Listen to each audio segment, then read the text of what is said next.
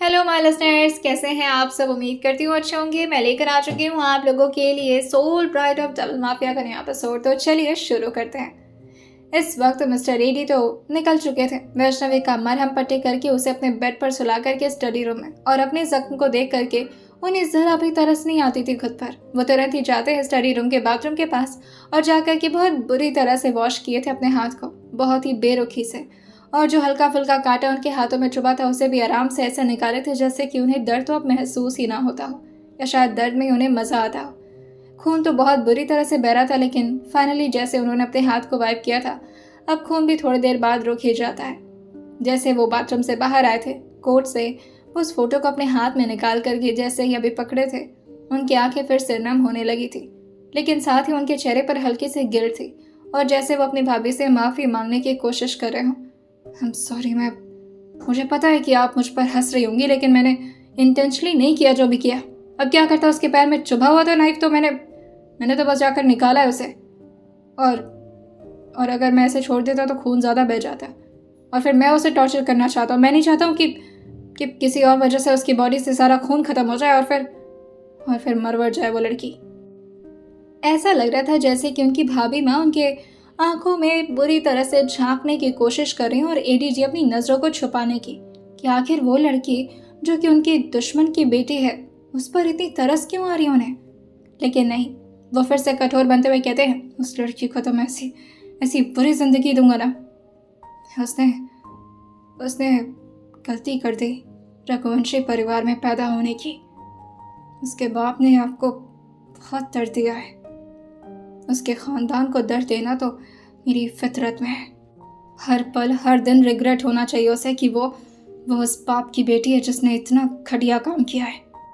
तो अब जाकर के वो अपने चेयर पर बैठे थे और इसी तरह से अपनी भाभी माँ से लगातार बात ही किए जा रहे थे। और ऐसा ही होता था, वो कभी अपनी भाभी के फोटो लेकर के बातें करते तो कभी उनको सोचते हुए। आजकल ऐसी उनकी जिंदगी बीत रही थी जब से उनकी भाभी माँ उनसे दूर हुई थी। आपको पता है वो लड़की इतनी ज़्यादा कॉम्प्लिकेटेड है, मुझे समझ में ही नहीं आती है।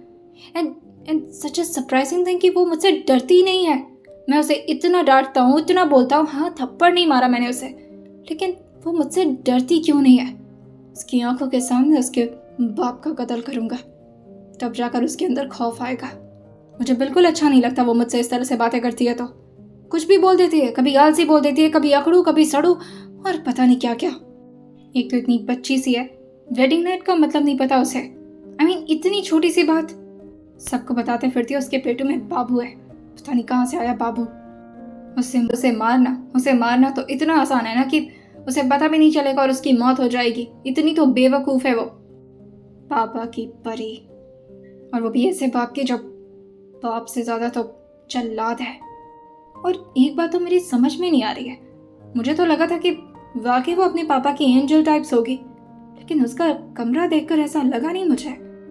इतना बुरा और इतना वाहियात कमरा, और ऊपर से उसकी वो मॉम, उसके वो हाथ पर उस दिन काफी पता ही नहीं चला था एडीजी को। 3 घंटे से वो लगातार उस लड़की के बारे में बात कर रहे थे अपनी भाभी माँ से, जिससे वो दावा करते थे कि वो बहुत नफरत करते हैं। वैसे तो एडीजी उसे टॉर्चर करने के बारे में ही बातें करना चाह रहे थे, हाँ, लेकिन वो बात अलग थी कि एक बार भी उसके टॉर्चर का जिक्र नहीं हुआ था उनकी बातों में।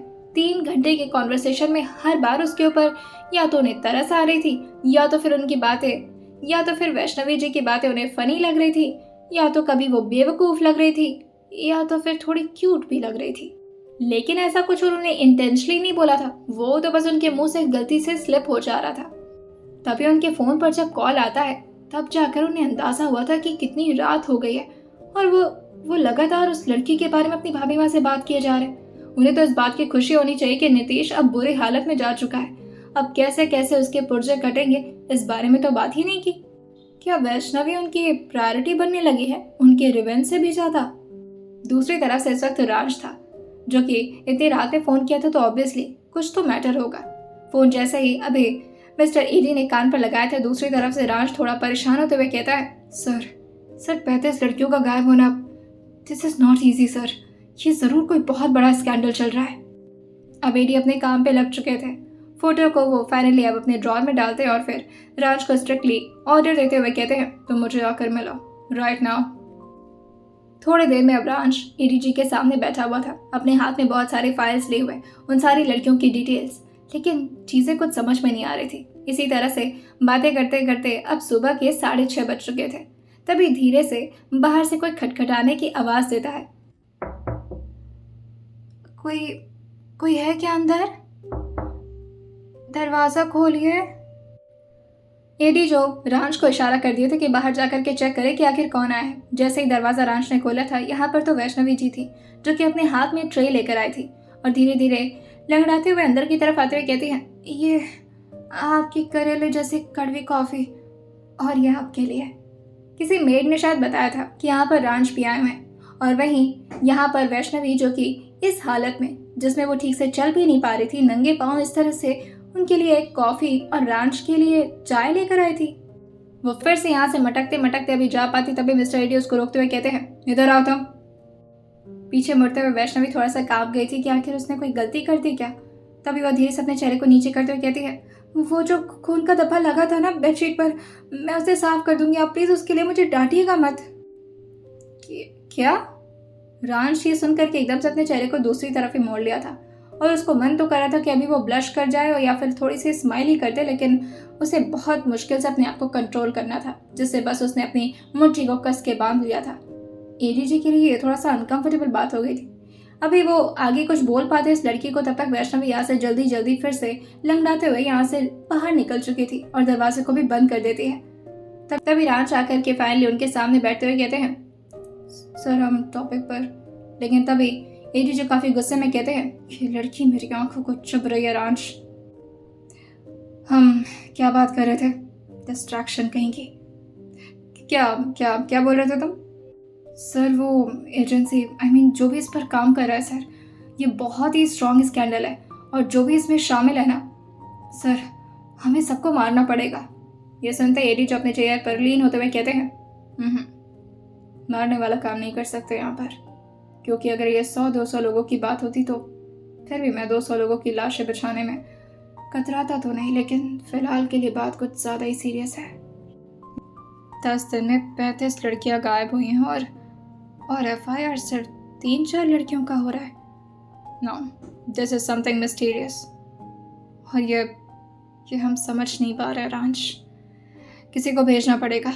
ये सुनते ही रांच एकदम से अपने आप को इशारा करते हुए कहते हैं, सर मैं जाता हूँ ना सर, वहाँ पर जो भी होगा मैं कोड वर्ड में आपको सब कुछ। लेकिन तभी इस बात पर एडी ने अपने चेहरे को नाम हिला दिया था और थोड़ा स्ट्रिक्ट होते हुए कहते हैं, रांच मैंने कहा ना, there is something more suspicious. हम किसी ऐसे स्पाई को नहीं भेज सकते, तुम्हें मार देंगे वो लोग। तब इस बात पर रांच थोड़े चौड़ में कहते हैं, सर आपका असिस्टेंट हूँ, मारने की हिम्मत। लेकिन तभी एडी जो अपने चेहरे को नाम हिलाते हुए कहते हैं, सीएम ने आकर के मुझे इत्तला किया था कि इसमें बहुत ही ज़्यादा स्ट्रॉन्ग लोग हैं, और तुम्हें क्या लगता है एडी दुनिया चलाता है? माना कि मेरे सामने मुझे कोई मारने की कोशिश नहीं करेगा, लेकिन इसमें वाकई बहुत खतरा है, और तुम्हें मैं कोई खतरा नहीं लेने दूंगा। पहले हमें इन लोगों का चेन समझना होगा, ये लोग काम कैसे करते हैं, आखिर लड़कियां गायब हो कैसे रही हैं। ना तो कोई किडनैपिंग का क्लिप मिल रहा है, ना कुछ, अचानक से एकदम। ओके, फिलहाल उन लड़कियों के माँ बाप से बात करो, जितने भी लड़कियां अभी तक गायब हुई हैं, और जितने भी डिटेल्स उनके बारे में मिल पा रहे हैं, just show it to me. जाते जाते जैसे भी रांच खड़े हुए थे, तभी एडी उनको एक और कमांड देते हुए कहते हैं, और किसी अच्छी लड़की को ढूंढो जो कि अंदर से बहुत ज़्यादा स्ट्रांग हो, लेकिन दिखने में बहुत ज़्यादा इनोसेंट। थोड़ी बहुत फाइटिंग भी आनी चाहिए उसे, ज़रूरत पड़ने पर खुद को बचा सके, और दिमाग के इतने स्मार्ट हो कि कैसे वहाँ से एस्केप करना है उसे समझ में आए। थोड़ी ट्रेंड हो तो बेहतर होगा। जैसे ही रांच ने सुना था, वो अपने सर हम हिलाते हुए सारी फाइल्स को लेकर के यहाँ से नीचे जाने लगे थे, लेकिन जाते जाते वो एकदम से रुकते हुए कहते हैं, सर वो। और ये बोलते हुए वो जैसे भी टेबल के सामने आए थे, एडी को समझ में नहीं आया था कि आखिर अब कौन सी बात हो गई। तभी रांच धीरे से कप की तरफ देखते हुए कहते हैं, सर अपना चाय पी लूँ, मैम ने इतने प्यार से बनाया है। उसके हाथों का बना हुआ खाना या फिर कोई भी चीज़ वो अपने लोगों को नहीं खिला सकते थे। रांच को तुरंत ही कप नीचे रखने का इशारा तो किया था, लेकिन उस इशारे में थोड़ी सी देर हो गई थी और रांच ने उस कप में से एक सिप चाय का पी ही लिया था। तभी एडी गुस्से में एकदम से खड़े हो गए थे और उसकी तरफ अपनी एक उंगली पॉइंट करते हुए कहते हैं, रखो उस कप को। तुम भूलो मत कि वो रघुवंशी की बेटी है, एंड मेक श्योर कि आइंदा से अपने आप को सेफ रखने के लिए अपना दिमाग इस्तेमाल किया करो रांच। हर किसी पर इमोशनली ट्रस्ट नहीं करते। मना किया था ना, उसका बनाया हुआ कुछ भी नहीं खाना है तुम्हें, जाओ यहाँ से। लेकिन तभी रांझ जाते जाते धीरे से कहता है, सर पर वो कुछ नहीं सर। और ये बोल करके वो जल्दी से यहाँ से निकल गया था, ये सोचते हुए कि हर दिन जो लंच वैष्णवी जी एडीजी के लिए भेजते हैं उनके कैबिन में, लेकिन एडीजी तो उसे खाते नहीं है, तो फिर वो लंच जाता कहाँ है। हाँ, बहुत टेस्टी बनाती है वैसे मैम। जैसे अभी वैष्णवी उन्हें नीचे दिखाई दी थी, वो इस बात को बोल भी दिए थे, आप खाना वाकई बहुत अच्छा बनाती हैं। और ये बोलते हुए वो यहाँ से निकल गए थे। वैष्णवी ये सुनकर के अभी पीछे मुड़ी थी, लेकिन तब तक रांझ यहाँ से जा चुके थे। खैर, अच्छा खासा कॉम्प्लीमेंट तो मिला था, लेकिन उसे समझ ही नहीं आया था कि आखिर ये देकर निकल कौन गया। वो फिर से ठुपकते हुए अब किचन की तरफ जाने लगी थी। शायद उसे कुछ और काम था। जानबूझकर के परिवार वाले उसे परेशान कर रहे थे, क्योंकि संगीता जी को तो अब ये लड़की अपनी आंखों में चुभने लगी थी। जरा जाकर के नमक लेकर आओ, खाने में स्वाद ही नहीं मिल रहा है। वैष्णवी जो ठुमकते ठुमकते अब जाती है किचन के अंदर, और जैसे ही अभी नमक लेकर आई थी, तब तक धीरे से आवाज आती है, ये देखो, ये कौन सा नमक लेकर आई, जाकर के रॉक सॉल्ट लेकर आओ, ये वाला नहीं। रॉक सॉल्ट भी लेकर आई थी। तब तक फिर से संगीता जी की आवाज आती है, अरे मैं ब्लैक सॉल्ट मंगाई थी, पागल हो क्या तुम, कानों में आवाज नहीं जाती है। फोन पर बात करते हुए मिस्टर रेड्डी ये सब कुछ देख पा रहे थे, संगीता जी की ये हरकतें, साथ ही बाकी के लोग इस नज़ारे को एंजॉय कर रहे थे। मुझे थोड़ा सा परेशान था, लेकिन वो कुछ कह नहीं सकता था, जिसकी वजह से वो यहाँ से तुरंत ही उठ करके निकल जाता है, क्योंकि वो अपने मॉम डैड के आगे कुछ बोल नहीं पाता था। तो फाइनली अब वैष्णवी ब्लैक सॉल्ट लेकर आई थी और रखते हुए कहती है, अब उम्मीद करती हूँ आपको कुछ और नहीं मंगाना होगा तो मैं कमरे में जाऊँ। ये बोलकर के अभी जैसे ही वो अपने पैर की तरफ देखी थी, जो कि बुरी तरह से दर्द हो रहा था, लेकिन तभी संगीता जी धीरे से कहती हैं, नहीं। अचानक उनको इस तरह से रोकता हुआ सुन करके वैष्णवी पीछे मुड़ते हुए कहती है, अब क्या चाहिए आपको। तभी संगीता खड़े होते हुए कहती है, मेरी बेटी आ रही है, ट्रिप पर गई थी, अवंतिका नाम है उसका, हम लोग प्यार से उससे अव्वू अव्वू बुलाते, कुछ लोग अवनी भी बुलाते हैं, लेकिन तुम उसे अवंतिका जी करके बुलाना, समझी। और उसे इटालियन और थाई खाना बहुत पसंद है, तो तुम एक काम करो, तुम वही प्रिपेयर करो, जाओ। वो सब कुछ देख रहे थे। इस वक्त वो बात तो कर रहे थे पार्थ से, लेकिन उसके बावजूद भी उन्हें सुनाई तो सब कुछ दे ही रहा था। वो तुरंत ही अब कमरे में फ्रस्ट्रेशन के साथ चले गए थे, और न जाने क्यों उन्हें गुस्सा आ रहा था। लेकिन गुस्सा आ क्यों रहा है, यही तो वो चाहते थे, उस लड़की को तंग करना, परेशान करना, जिसमें उसकी खुद की फैमिली इतनी मदद कर रही है, लेकिन उन्हें इतनी तकलीफ क्यों हो रही है, गुस्सा क्यों आ रहा है उन्हें। थोड़ी देर में रेडी होकर के अब उन्हें ऑफिस के लिए निकलना था। वैसे भी रात भर वो ना सोते थे, ना कुछ खाते थे, ना पीते थे, बस ब्लैक कॉफी, प्रोटीन बार और प्रोटीन शेक पर ही उनकी जिंदगी कट रही थी। फाइनली जैसे अभी वो नीचे तैयार होकर के आए थे, न जाने क्यों उन्हें मन कर ही जाता है कि वो किचन की तरफ जाएं। फिलहाल अब सब लोग ब्रेकफास्ट करके यहाँ से उठ चुके थे और अपने अपने कमरे में जा चुके थे। तभी मिस्टर एडी जो किचन की तरफ आते हैं, जहाँ पर अभी वैष्णवी लगातार मेन्यू पढ़ते पढ़ते थाई खाने की प्रिपरेशन कर रही थी। ये कितना खाएगी मोटी, थाई सैलेड, पिज्जा, बर्गर, क्या क्या ठूसेगी, अकेली एक लड़की चुड़ैल है क्या। इतना खाना बनाऊं मैं, पिज्जा तो मुझसे ना बन पाएगा, अभी तो गोल रोटी बनाना सीखी हूँ मैं। वो ऐसी खुद से टटर पटर किए जा रहे थे कि तभी पीछे से किसी का हाथ, जो कि उसके कमर के पास आता हुआ महसूस हुआ था कि तभी वैष्णवी ने उस आदमी के हाथ को पकड़ा था और जोर से उसी आदमी के कमर के पीछे हाथ को लगाते हुए गुस्से में कहती है, कौन, और जोर से अपने पैरों से उस आदमी के पैर पर भी दे मारी थी। कुछ पल के लिए तो दोनों को समझ में नहीं आया था कि आखिर हुआ क्या है। वैष्णवी ने जैसे इस आदमी का चेहरा देखा था, वह एकदम से उस आदमी के हाथ को छोड़ चुकी थी, लेकिन अब बारी उस आदमी की थी। वो शख्स कोई और नहीं बल्कि उसके सो कॉल्ड सड़ू, खड़ूस, अकड़ू, आवट डिपार्टमेंट वाले पति थे, जो दोनों हाथों को जोर से उसके कमर के पीछे लगा दिए थे और उसके कमर को ऑलमोस्ट लैप से टिकाते हुए गुस्से में कहते हैं, तुम्हारा पति हूं। पहली बार एडी ने यह कॉन्फेस किया था।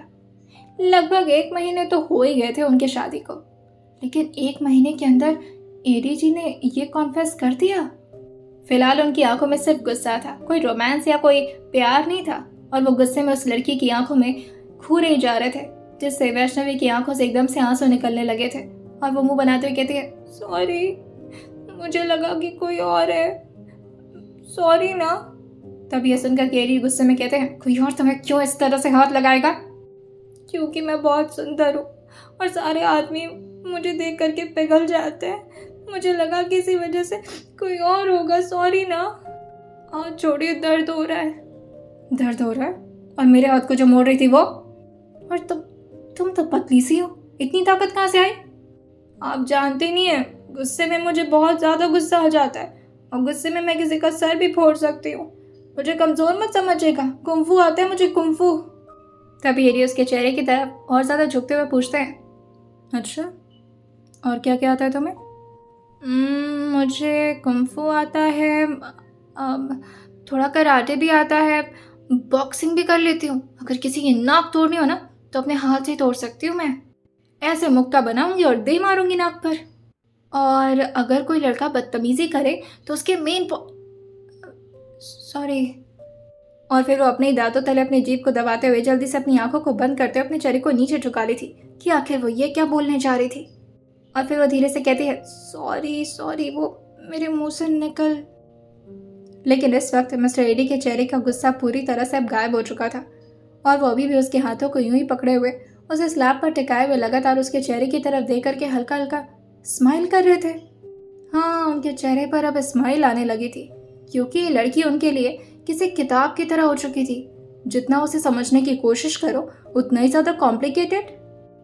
वैसे तो मिस्टर एडी जी, जो कि कॉलेज के प्रेसिडेंट होने के साथ साथ थोड़े बहुत बच्चों को पढ़ाने में भी इंटरेस्ट रखते थे और कभी कभी ही वो क्लास लेते थे। और जब भी वो पढ़ाते थे कोई भी टॉपिक स्टार्ट करें बच्चों को तो क्लियर हो ही जाता था। लेकिन फिर भी प्रोफेसर होने के बावजूद भी इस लड़की को समझना इतना कॉम्प्लिकेटेड क्यों? ये तो उनके हर टॉपिक से ज़्यादा ही टफ लग रही उन्हें। अभी थोड़ा देर यही सब चल ही रहा था कि तभी पीछे से एक आवाज़ आती है, चाचा आप अवंतिका के लिए कुछ बनाना नहीं। वो ये सॉरी, मैं कॉलेज के लिए लेट हो रहा हूँ। और ये बोलकर जल्दी से मुद्दत अपने कार की को लेकर के यहाँ से बाहर निकल गया था। तभी एडी भी एकदम से उसको अपने आप से अलग करते हुए खुद ही दूर होते हुए कहते हैं, व्हाट द फक, मैं ये क्या कर रहा था मैं? अब ये बात वो वैष्णवी से क्या पूछ रहे हैं? लेकिन वैष्णवी भी कम थोड़ी ना थी। अपना कंधा उचकाते हुए कहती है, शायद आप भी मेरी खूबसूरती में फंस रहे थे, लेकिन वो तो भाई बीच में आगे वो मुद्दे वरना तो फंस ही जाते आप। एक्सक्यूज मी, एडी को फंसाना? हाँ, मैं आपको कैसे फंसा सकती हूँ? एम्बैरेसमेंट फील हो रहा था उन्हें इस वक्त। मन कर रहा था कि आखिर वो खुद को ही हर्ट कर ले। ऐसे कैसे? इस लड़की को इस तरह कैसे देख सकते हैं वो? हाँ, माना कि उसकी आंखें खूबसूरत हैं, उसके गाल भी प्यारे प्यारे हैं, उसके होंठ, उसकी प्यारी प्यारी पलकें, उसके बाल जो बार बार उसकी आंखों के पास आकर के उसे परेशान कर रहे हैं, उसके गालों पर वो तिल और उसकी आंखों में वो नहीं, मुझे नहीं सोचना है। और वो अपना गला क्लियर करते हुए फिर से अपने ऑरा में वापस आते आते वहाँ से निकलने वाले थे। लेकिन वो तो भूल ही गए थे कि वो यहाँ पर आए किस वजह से। उसे चप्पल देना था ना। बेचारी पूरे घर में इसी तरह से नंगे पैर घूमती रहती है, अगर कुछ चुभ जाए तो, और ऊपर से उसके पैरों में चोट भी तो लगी है। लेकिन अब इतना कुछ होने के बावजूद भी वो उसे नहीं, वो उसे फुटवेयर नहीं दे सकते, बल्कि वो एक मेड से कह दिए थे जो कि स्वाति नाम की मेड थी। वो आते हुए कहती है, जी साहब, मैं दे देगी।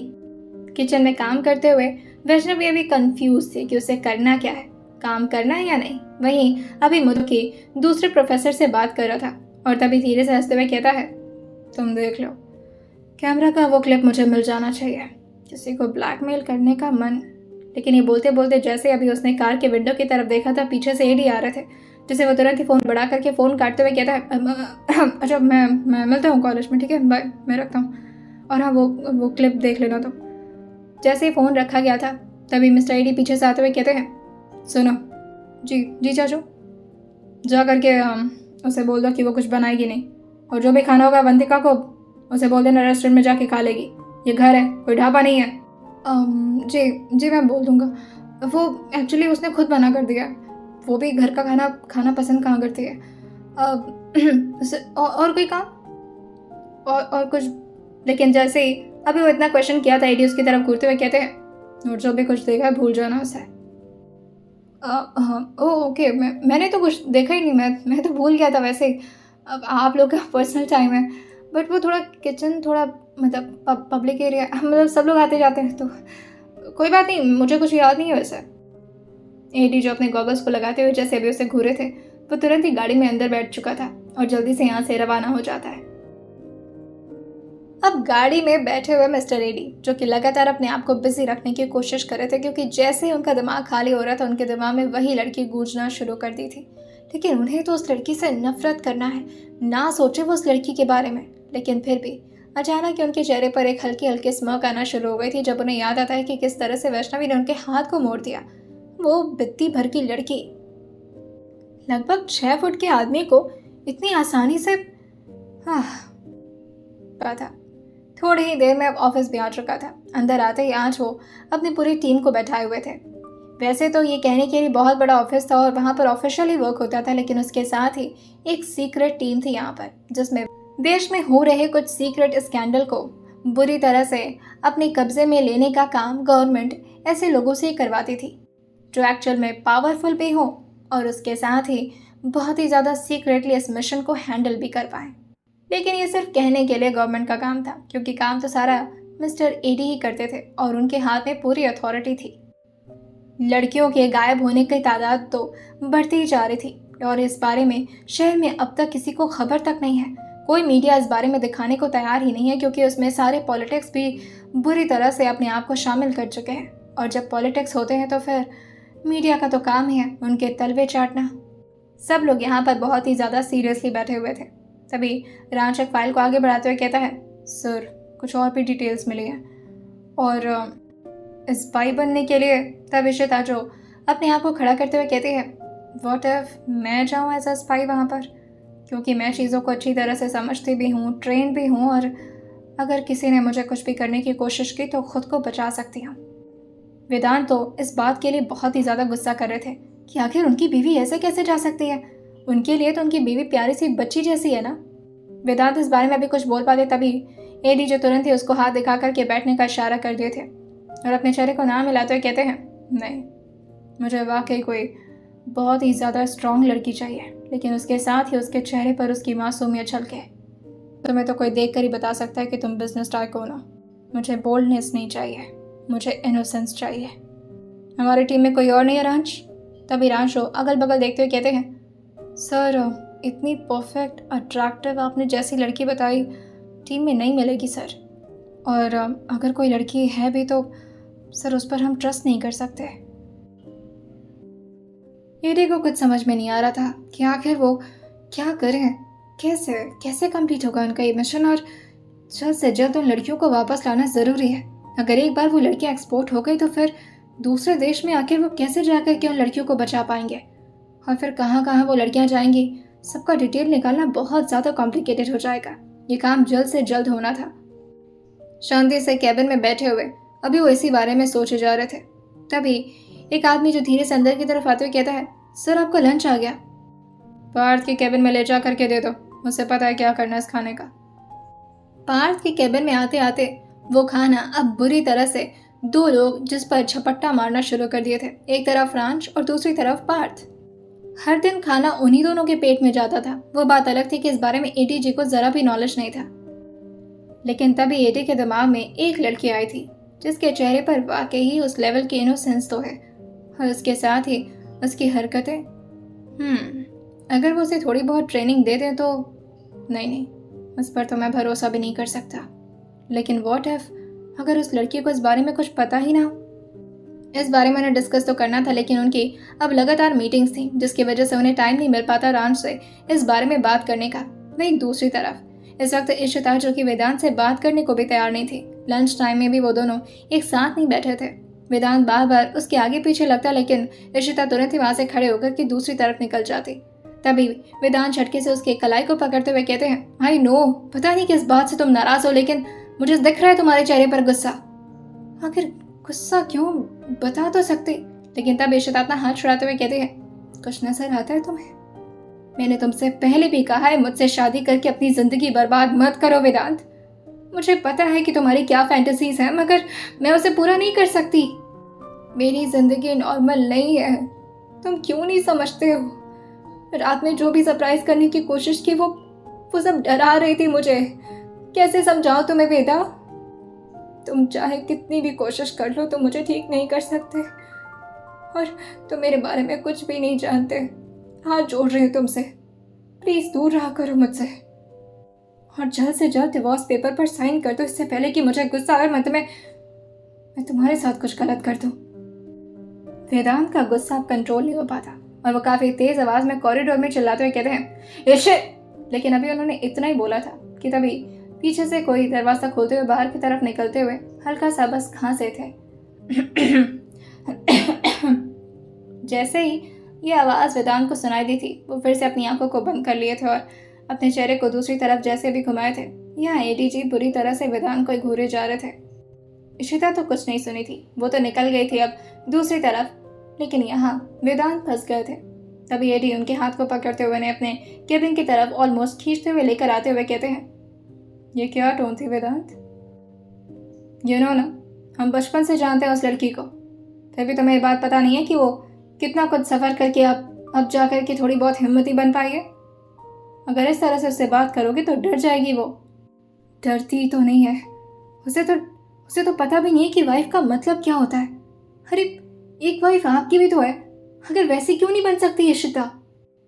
आप जो कहते हैं वैष्णवी वो सब कुछ करती है, लेकिन इशिता, उसे तो कुछ पता भी नहीं होता है मेरे बारे में कि मैं क्या चाहता हूँ उससे। अकॉर्डिंग टू यू वो अच्छी वाइफ नहीं बन पा रही तुम्हारी। वेदांत अपने चेहरे को डिसअपॉइंटमेंट के साथ ना मिलाते हुए कहते हैं, नहीं, वो तो यही चाहती है कि मैं बस उसे डिवोर्स दे दूँ, क्योंकि वो मेरे साथ जीना ही नहीं चाहती। तब इस बात पर एडी धीरे से कहते हैं, तो तुम अच्छे हस्बैंड बन जाओ ना। वो इंटरेस्टेड नहीं है तुम्हें, तुम उसमें इंटरेस्टेड हो, तो एफर्ट्स भी तुम ही करोगे। ये सुनते ही वेदांत जो अपने एफर्ट्स को गिनाते हुए कहते हैं, कितना कुछ करूं मैं, उसके सामने कभी कुछ बोलता नहीं, अपने गुस्से को कंट्रोल करता हूँ, और फिर वो जो चाहती है वैसे ही तो रहता हूँ मैं।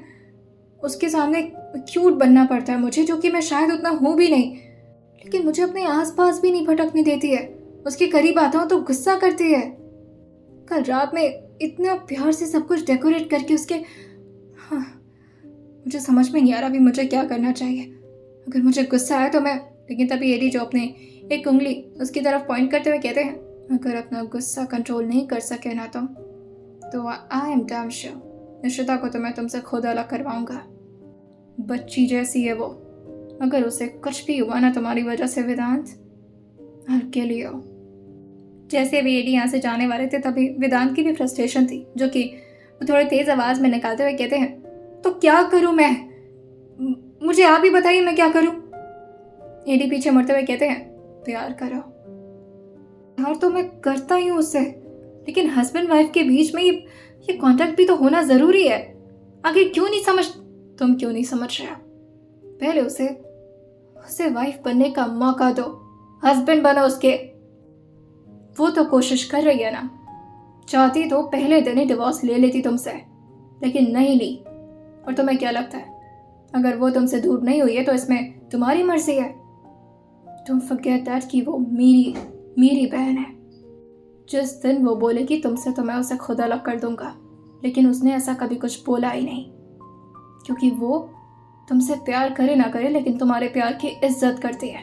तुम उसकी प्राइवेसी की इज्जत करो, उसके फीलिंग्स, उसके इमोशन की इज्जत करो। एक बार समझो उसे कि अंदर से कितनी टूटी हुई लड़की है वो। सबके सामने बोल्ड बनने की आदत है उसे, लेकिन है नहीं वो। डरी सहमी सी बच्ची है इशिता, जिसको सिर्फ स्ट्रांग बनने का नाटक करना होता है। सोचो, जो लड़की बिना प्यार किए भी अपने आप को तकलीफ देकर तुम्हारे साथ रह रही है, जिस दिन उसे तुमसे प्यार हुआ अपनी जान तुम्हारे हथेली पर ले आकर रख देगी। थोड़ा वक्त दो उसे। वेदांत तो शांति से बैठ चुके थे, वहीं एडी गुस्से में बाहर निकल चुके थे। और यहाँ वेदांत को समझाते हुए मिस्टर एडी अब बाहर तो निकल गए थे, लेकिन इशिता के बारे में सोचकर, उसके बचपना के बारे में याद करके न जाने क्यों एडी का गुस्सा अब बहुत ही ज्यादा बढ़ चुका था। और अब इस गुस्से का शिकार जो बनने वाला था उसे अंदाजा भी नहीं था कि उसने जो भी कुछ इशिता की बचपना के साथ किया है अब वो बुरी तरह से मरने वाला है। लेकिन एडी की एक खास आदत थी, वो कभी किसी को मारते नहीं थे, बस उसे इतनी बुरी तरह से टॉर्चर करते थे कि हर दिन उसे मौत से बदतर जिंदगी मिले। और वो अपने फेवरेट असिस्टेंट मिस्टर रांच को कॉल कर चुके थे इस बारे में बात करने के लिए कि अनिरुद्ध देशमुख को भी नीतीश के बगल में ले आकर बैठा। बहुत दिन हो गया है, उस आदमी से मुलाकात नहीं हुई मेरी। सर पर वो तो इशिता का बाप, इशिता का सो कॉल्ड बाप। आज शाम तक मुझे वो कॉटेज में मिलना चाहिए रांच। और ये बोल करके उन्होंने फ़ोन कट कर दिया था। वैसे तो अभी उन्हें बहुत सारी मीटिंग्स अटेंड करनी थी, लेकिन आज वो घर से ही सारी मीटिंग वीडियो कॉन्फ्रेंस के तौर पर अटेंड करने वाले थे। जैसे अभी वो घर पहुंचे थे, यहाँ पर ये लड़की फिर से ठुमक ठुमक करके इधर उधर कूदा फांदी मचाए जा रही थी। कभी इधर सामान रखती तो कभी उधर से सामान उठाती। ये लड़की कर क्या रही है? इस लड़की को बैठना नहीं आता। न जाने क्या। अच्छा, अवंतिका आई हुई थी, जिसकी वजह से पूरी खातिरदारी में अब उनके लिए चाय नाश्ता तो लेकर ही जाना था। और फिर एडीजी ने मना कर रखा था कि कोई मेड उसकी हेल्प नहीं करेगी, सारा काम उन्हें खुद करना है। इसका बुरी तरह से फायदा उठा रही थी संगीता जी। अब अगर एडी इस बात से पीछे हट जाते कि यहाँ पर मेड काम करेगी उनकी बीवी नहीं, तब भी सबको समझ में आ जाता कि इनकी तो बीवी इनकी कमजोरी बन चुकी है। और तब तो उनकी खुद की फैमिली वैष्णवी को और गलत तरीके से फायदा उठाना शुरू कर देती। जरा भी आइडिया नहीं था वैष्णवी को कि एडी उसके ठीक पीछे पीछे चल रहे हैं। वैष्णवी संभालते हुए अपने साड़ी को अब अपने हाथ में बड़ा सा ट्रे लेकर के फाइनली संगीता जी के रूम के बाहर खड़ी थी। और जैसे अभी दरवाजा खुला था, संगीता जी पहले तो अपने चेहरे पर हल्की कुटिल स्माइल लाई थी, लेकिन पीछे की तरफ देख करके उनके पसीने छूट गए थे। दरवाजा ऐसे खुला रहता है और वैष्णवी अपने हाथ में ट्रे लेकर आते हुए स्माइल करते हुए कहते हैं, लीजिए आ गए आपके स्नैक्स। पहले तो इन्होंने स्नेक बोला था, मुझे लगा कि वो सांप बोल रही हैं। तभी अवंतिका कहती है, how stupid, there was snack not snake. तभी इस बात पर वैष्णवी अपने एक हाथ को ले जाकर के उसके हाथ से मिलाते हुए कहती है, वही तो, पर मुझे तो समझ में नहीं आया ना, मुझे तो लगा कि आप सांप मांग रही हैं। सांप क्यों मांगेंगी आप? सांप कौन खाता है? और ऊपर से जिसकी जुबान पहले से सांप से ज्यादा जहरीली, उसे सांप की क्या जरूरत है ना। अब मैं चलती हूँ, और कुछ चाहिए होगा तो बताइएगा। और ये बोलकर अभी वो जैसे ही पीछे मुड़ी थी, उसके ठीक पीछे अभी एक नहीं उसके अपने पति खड़े थे, जिसे वो दानव सिर्फ बुलाती थी। लेकिन कल जो उन्होंने किया था उसके बाद वो कैसे इन्हें दानव बुलाती, कितने प्यार से उसके पैर पर।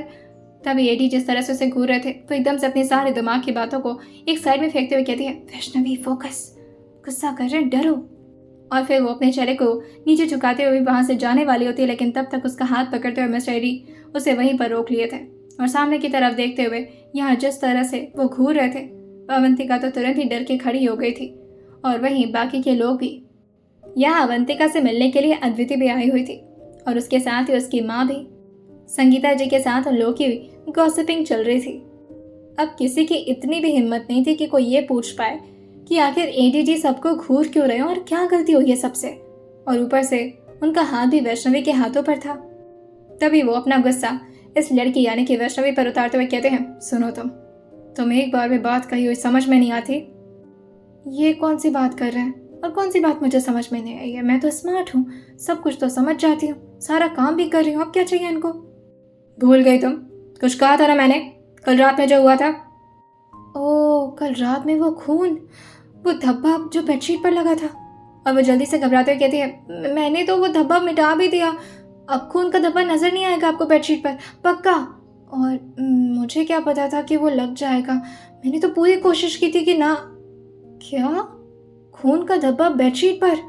यहाँ पर इतने सारे लोगों के सामने ये क्या बकवास की जा रही है? तभी वहां पर मौजूद शोभा जी को जानबूझकर के हल्की खांसी आ गई थी। लेकिन जैसे अभी एडी जी उनको घूरे थे, उनकी खांसी भी गायब हो गई थी, जैसे उनकी खांसी भी डर गई हो। तभी वो उसके हाथ को जोर से दबाते हुए कहते हैं, वो खून कैसे लगा था? तभी इस बात पर बहुत ही मुश्किल से शोभा जी कहती है, अरे जाने दीजिए ना ये सब। बेटा तुम रूम में जाओ ना, कमरे में जाकर ये सब बात है। आप ही देवर जी क्या करते हैं, सबके सामने बच्चे हैं यहाँ पर। तभी एडी जो कि समझ गए थे कि आखिर इन लोग का दिमाग क्या कह रहा है, क्योंकि सबके चेहरे पर स्माइल आ तो नहीं पा रही थी एडी जी के डर से, लेकिन सबकी आंखों में साफ समझ में आ रहा था कि वो लोग क्या सोच रहे हैं। तभी वो वैष्णवी की तरफ घूरते हुए कहते हैं, तुम्हारा मैं क्या करूं? और फिर वो सबकी तरफ देखते हुए कहते हैं, 2 दिन ये लड़की यहाँ पर नहीं रहेगी, मेरे साथ जा रही है बाहर। यहाँ पर तो इसका काम कुछ ज्यादा ही आसान हो चुका है। फार्म हाउस पर जाएगी तब समझ में आएगा इसे नीडी के गुस्से से लोग इतना कांपते क्यों हैं। और ये बोलते हुए उसके चेहरे के बहुत करीब झुक चुके थे और फिर गुस्से में यहाँ से बाहर निकल जाते हैं। यहाँ पर सबके चेहरे पर हल्के हल्के स्माइल आ गई थी, ये सोच करके कि अब क्या ही होगा वैष्णवी जी का, इवन अद्विति के भी चेहरे पर ये लड़की तो अच्छी थी ना, फिर ऐसे। खैर क्या ही जानती थी वैष्णवी यहाँ किसी के बारे में। वो जल्दी जल्दी यहाँ से भाग गई थी, लेकिन जैसे अभी वो अपने कमरे में आई थी, उसके कमरे के आते ही उसके खून के धब्बे जो फिर से टाइल्स पर। ये लड़की का मैं क्या करूं? तुमने अपना बैंडेज चेंज किया? तभी वैष्णवी घबरा कर पीछे की तरफ मुड़ती है, जहाँ एडी अपने शर्ट को उतारे हुए भी खड़े थे। एक तो ये इंसान कभी भी नंगे पंगे हो जाते हैं, इनको शर्म नहीं आती है। बैंडेज वो मुझे डर ओह, तो तुम्हें बैंडेज लगाने से दर्द होता? इस बात पर वैष्णवी जो एक कदम पीछे होते हुए कहती है, जी वो दर्द होता है ना वो। तो अगर तुम्हें बैंडेज चेंज करने में इतना दर्द हो रहा है तो तुम्हें चलने में दर्द नहीं हो रहा? इधर उधर घूमे जा रही हो सुबह से, चुपचाप कमरे में नहीं बैठ सकती थी? ये सुनते वैष्णवी अपने चेहरे को ना मिलाकर कहती है, अगर कमरे में बैठती तो आप डांटते ना। सुबह खाना बनाना होता है, मतलब सबके लिए ब्रेकफास्ट बनाना होता है, फिर लंच बनाना होता है, फिर आज तो वो अवंतिका जी भी आई हैं तो उनके लिए। अच्छा, तुम तो मेरे साथ फार्म हाउस चलो, वहाँ पर बताता हूँ तुम्हें। बहुत काम करने का मन कर रहा है। आपने ही तो कहा था जो मैं कहूँगा वो करोगी। वैष्णवी धीरे से अपने चेहरे को हाँ मिला दी थी। तभी मिस्टर एडी उसके हाथ को अपने हाथों में लेते हुए कहते हैं, सोच लो, करोगी ना? तभी वैष्णवी का दिमाग धीरे से कहता है, क्या करवाने वाले हैं ये? क्या हुआ, बोलती क्यों बंद हो गई तुम्हारी?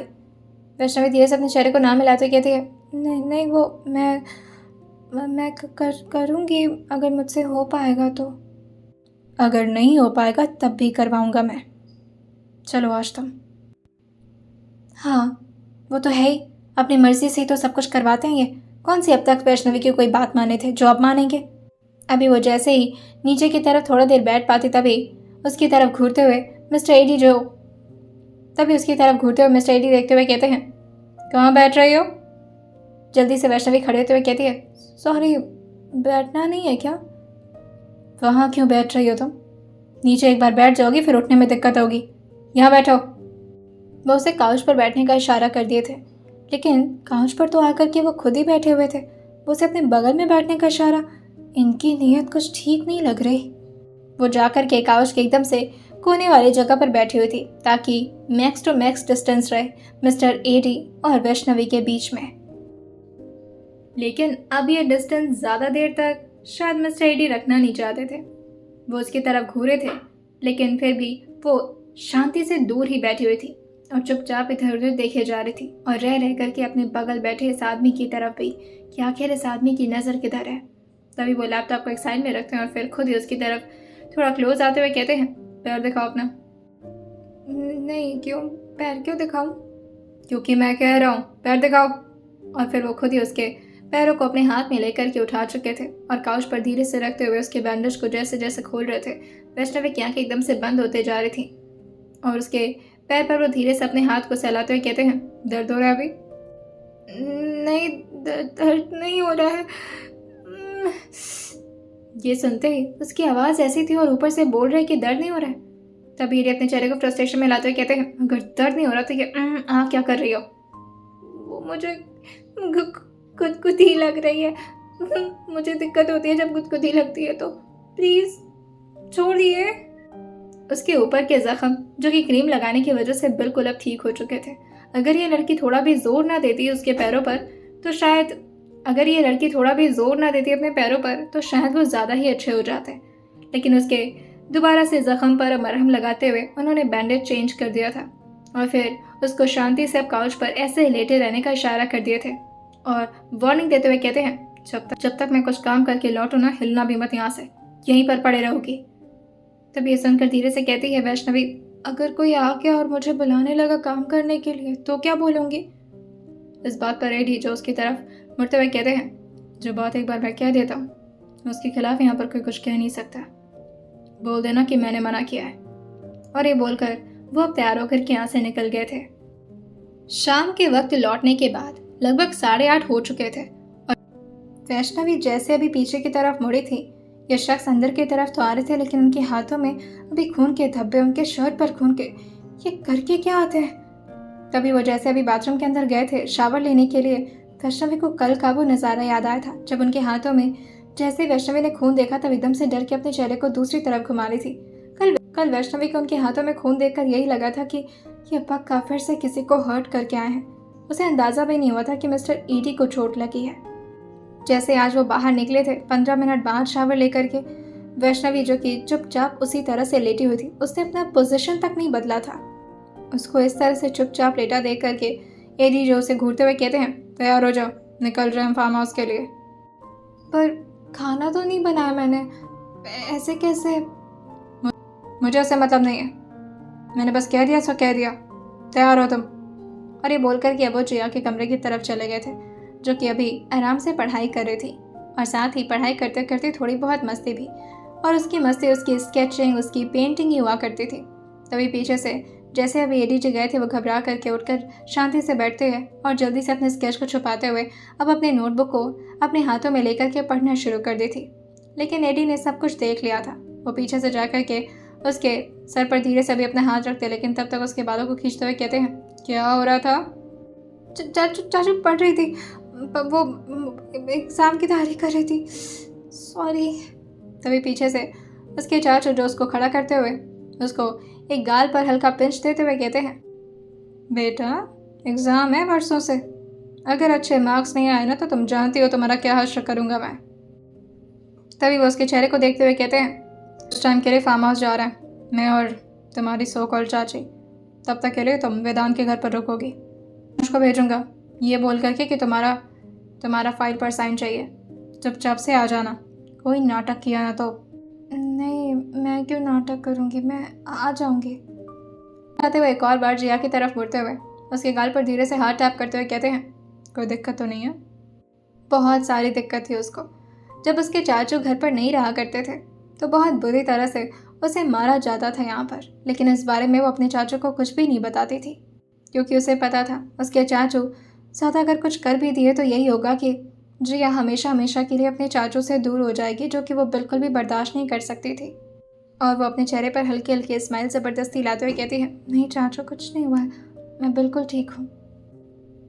वहाँ पर बदमाशी मत करना, मुझे पता है तो कितनी ज़्यादा चंट है। मेक श्योर कि वहाँ पर पढ़ाई होनी चाहिए, और जो भी डाउट्स वगैरह होंगे वेदांत और ऋषिता से पूछ लेना। मैं यहाँ पर नहीं, उस वजह से मैं तुझे यहाँ पर नहीं रख सकता, पता नहीं ये लोग। खैर मैं निकलता हूँ, मुझे लेट हो रहा है। और ये बोल कर वो यहाँ से जा चुके थे। मन तो कर रहा था कि वो एक बार जिया को हक कर ले, लेकिन उसके सामने उन्हें स्ट्रिक्ट भी तो बनना होता था, लेकिन फिर भी वो चाह कर भी ज़्यादा स्ट्रिक्ट बन नहीं पाते थे इस लड़की के सामने। ऐसे भी क्या पावर थी इस लड़की के अंदर। जैसे अपने कमरे के अंदर उन्होंने अपना पहला कदम रखा था, फिर से ये लड़की इतना तैयार हो गई। आखिर क्या मज़ा मिलता था वैष्णवी जी को इतना ज़्यादा मेकअप, इतना ज़्यादा खूबसूरत बनने में? ये समझती क्यों नहीं है कि आखिर समझती क्यों नहीं है? दिक्कत होती है एडी जी को खुद को कंट्रोल करने में। और आज तो इस लड़की ने जानबूझकर के ऐसे साड़ी पहनी थी कि उसके प्रॉपर वेस्ट नज़र आ रहे थे, और ऊपर से वेस्ट पर चेन भी है। ये वेस्ट चेन निकालो। जैसे पीछे से आवाज़ आई थी तभी वैष्णवी पीछे मुड़ते हुए कहती है, क्या? ये वेस्ट चेन निकालो। किसने कहा था ये पहनने के लिए तुम्हें? सॉरी, वो मुझे लगा कि आपको अच्छा लगेगा। यही तो प्रॉब्लम है, मुझे अच्छा मुझे अच्छा नहीं लग रहा है, और मुझे कुछ भी अच्छा नहीं लगता। अगर तुम्हारी बॉडी पर कोई भी चीज़ है तो वो खटिया ही होगी। ठीक है, निकाल देती हूँ। और ये बोलकर वो अब उस चेन को खोलने में लग गई थी, लेकिन उससे वो चेन जैसे तैसे तो बंद हुआ था, अब वो खुलेगा कैसे? आधे घंटे तक ये लड़की अपने वेस्ट चेन को ही इधर उधर से खोलने की कोशिश में लगी रहती है, लेकिन वैष्णवी बहुत ही ज़्यादा बदमाश थी। वो ये सोची थी कि अगर वो चेन खोल ही नहीं पाएगी तो ये आदमी तो वो चेन खोलेंगे नहीं, तो उसे वेस्ट चेन पहनने का मौका मिल जाएगा। यहाँ मिस्टर एडी लैपटॉप खोल करके काम में लगे हुए थे, लेकिन काम नहीं हो रहा था उनसे।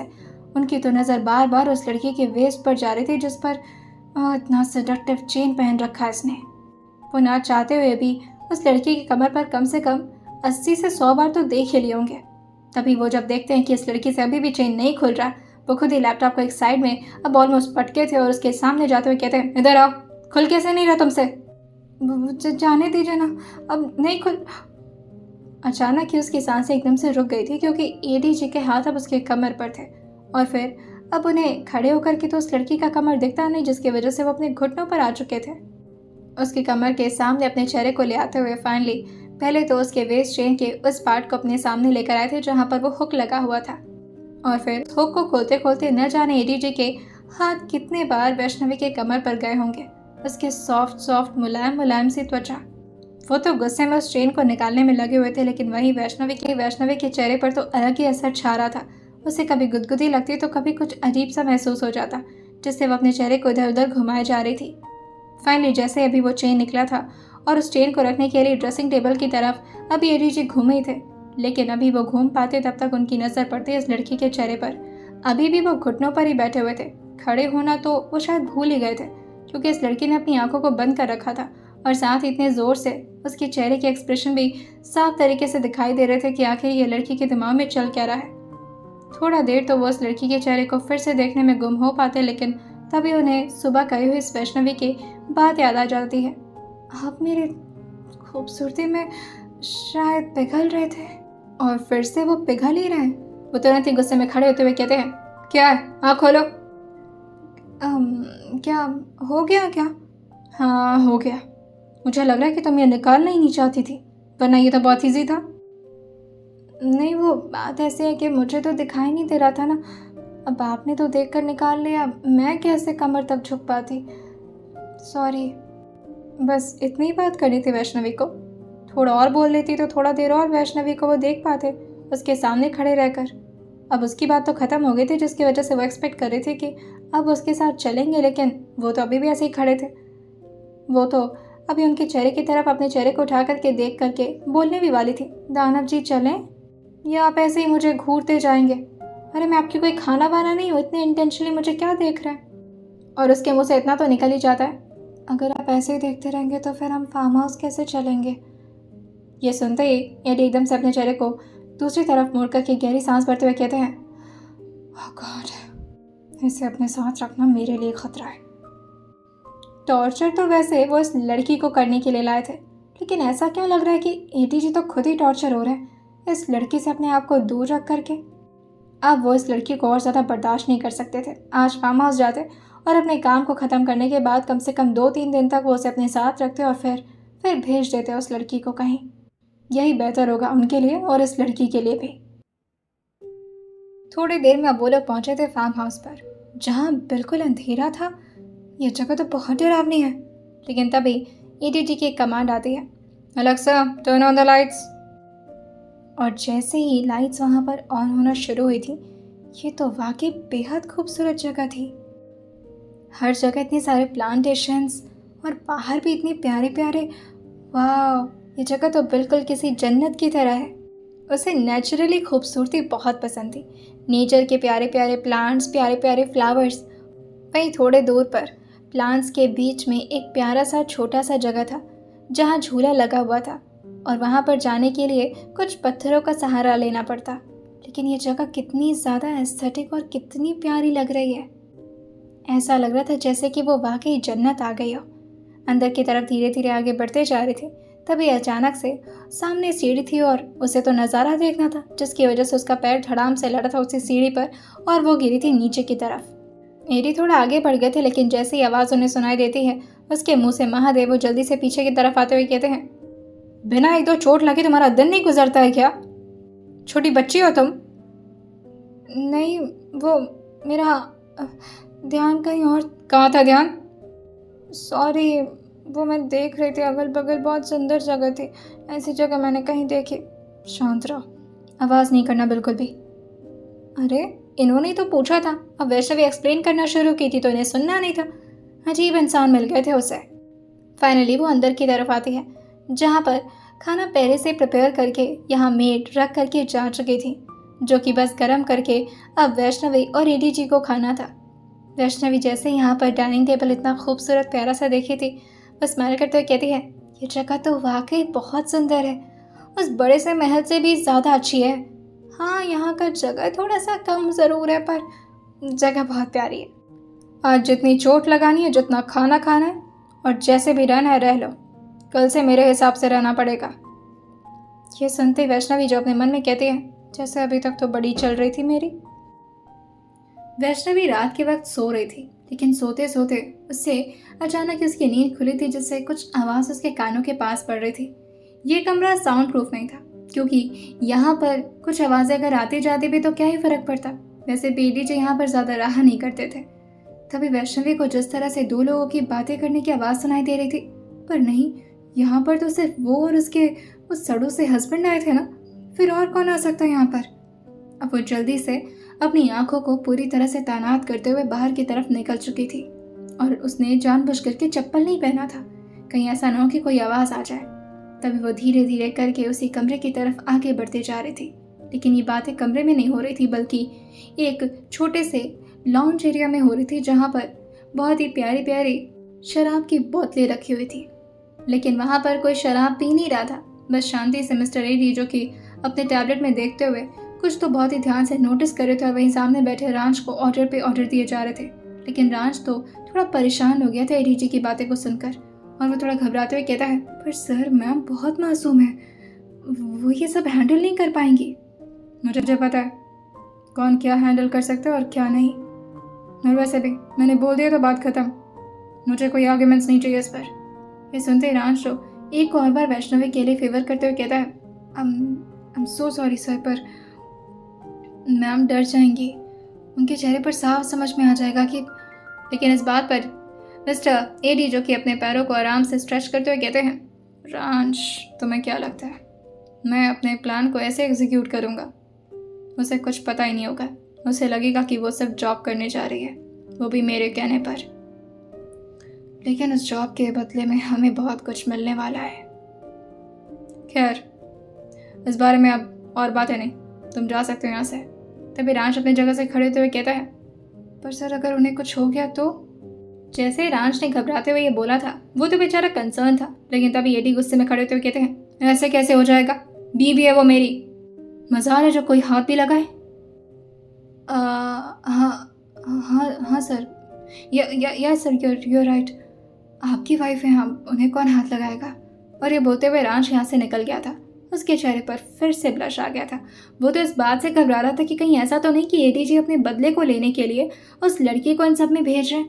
कहीं ऐसा ना हो कि वो वाकई उससे नफरत करने की वजह से जानबूझ करके उस लड़की को फंसाने के बारे में सोच रहा। लेकिन नहीं, एडी जी लड़कियों के मामले में हमेशा सॉफ्टी से बन जाया करते थे, और ये जो लड़की उन्हें मिली थी वो लड़की थोड़ी ना नमूनी थी, कितनी ज़्यादा एंटरटेनिंग। उसके बारे में सोच सोच करके फिर से उनके चेहरे पर हल्की सी हंसी आ गई थी, और वो खुद से कहते हैं, ठीक से चला तो जाता नहीं उससे, पता नहीं क्या है मेरा मिशन पूरा करवाएगी। लेकिन उन्हें एक इनोसेंट ही लड़की तो चाहिए थी। वैसे भी उन्हें पता था कि वो कुछ होने तो नहीं देंगे वैष्णवी को, लेकिन फिर भी उनके चेहरे पर जो इनोसेंस है और वो जितनी खूबसूरत है, कोई भी आदमी पिघल जाएगा। जानते हैं आने वाले एपिसोड में क्या होने वाला है, और सुनते रहिए soul bride of double mafia सिर्फ और सिर्फ स्टोरी विद सौम्य के साथ। और कहाँ के लिए प्लान कर रहे हैं एडी साहब वैष्णवी को भेजने के लिए, आइए जानते हैं इसे आने वाले एपिसोड में।